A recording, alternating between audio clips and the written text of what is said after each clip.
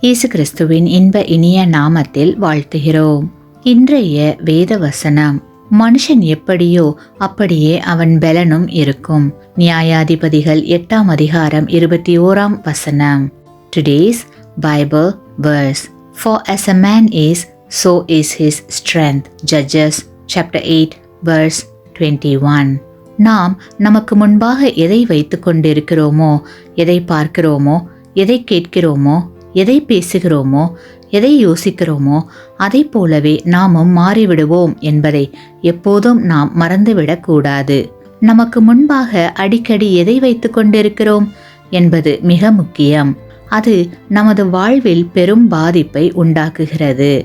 பூவோடு சேர்ந்த நாரும் மனம் பெறும், பன்றியோடு சேர்ந்த கன்றும் மலம் தின்னும் என்ற வழக்கச் சொல்லை ஒருபோதும் நாம் மறந்துவிடக்கூடாது. கிறிஸ்துவுக்குள் பிரியமான சகோதர சகோதரிகளே, நமக்கும் மற்றவர்களுக்கும் நல்லதை நாடினால் நாம் நன்றாக இருப்போம். கெட்டவைகளை தேடினால் நம்மை கெட்டதில் கொண்டு போய் விட்டுவிடும். ஆகையால் நாம் மிகவும் ஜாக்கிரதையாக ஜெபத்தோடு எப்போதும் நல்லதையே நாடி நன்றாக இருப்போம். ஆமேன். நீங்கள் பெற்ற இந்த ஆசீர்வாதத்தை மற்றவர்களோடு பகிர்ந்து கொள்ளுங்கள்.